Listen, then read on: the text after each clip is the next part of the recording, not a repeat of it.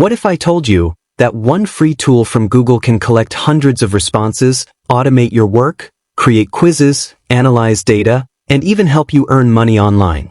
And the shocking part is, most people use barely 10% of its real power. Today, we're diving deep into Google Forms, not just the basics, but the hidden features, pro-level tricks, and real-world uses that can completely change how you collect and manage information. But here's the twist. By the end of this video, you won't just know how to create a form, you'll know how to turn it into a powerful system. And trust me, one feature in the middle of this video might completely change the way you use Google Forms forever. So first, let's understand why Google Forms has become so powerful in 2026. Whether you're a student, creator, business owner, or freelancer, data collection is everything. From feedback forms to job applications, from quizzes to surveys, this tool has quietly replaced expensive software. And the best part? It integrates directly with Google Sheets, meaning every response you collect can automatically turn into organized data. But here's where things get interesting. Google Forms is no longer just a form tool. With automation, conditional logic, and AI-powered suggestions, it's becoming a complete workflow system. And in the next section, you'll see exactly how simple it is to get started, but don't underestimate it, because what looks simple at first hides serious power underneath. To begin, open your browser and go to Google Forms. You can either type forms.google.com directly or access it through your Google account dashboard, usually from the app grid icon in the top right corner. The moment you land on the homepage, you'll notice how simple and clean the interface looks. Once you are inside, you will see two main options. You can either start with a blank form or choose from pre-built templates such as feedback forms, event registrations, contact forms, or quizzes. If you want to get started quickly, templates are extremely useful. However, if you prefer to design from scratch, starting with a blank form is the best option. This allows you to design your form exactly the way you want it.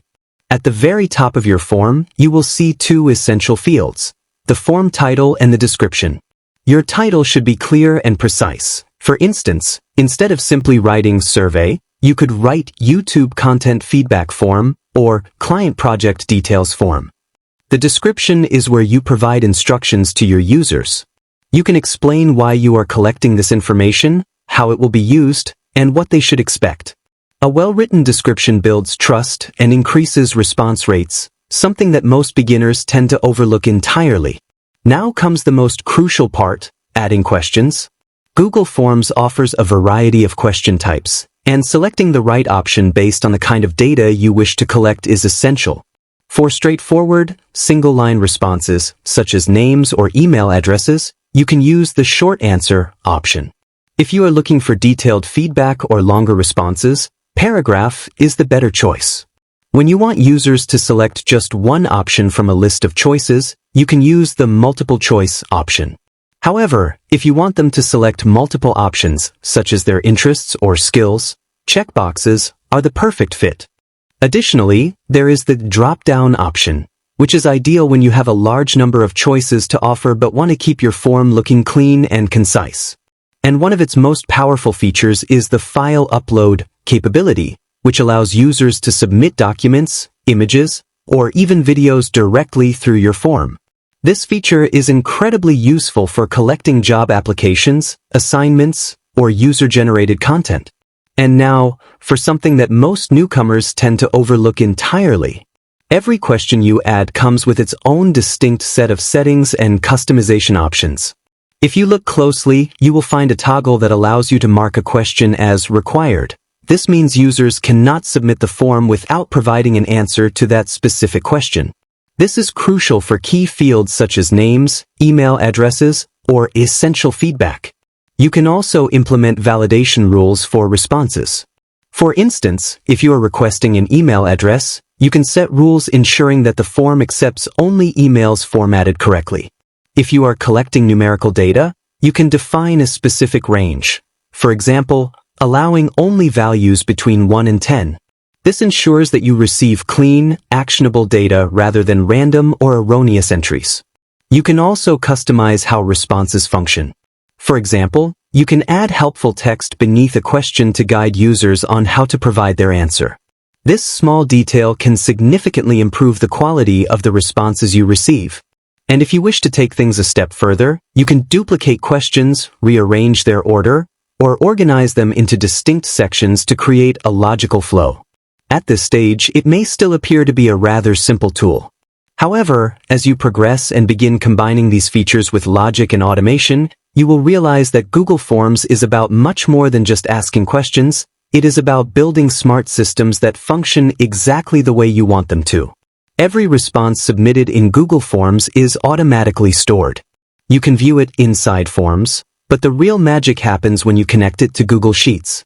With one click, all responses are transferred into a spreadsheet, organized, structured, and ready for analysis.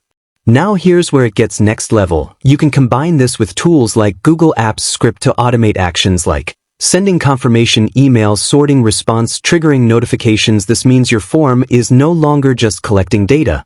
It's working for you automatically. And if you're a content creator or freelancer, this opens up huge opportunities, which we'll explore next. Let's talk about how you can actually use this in real life. Students can create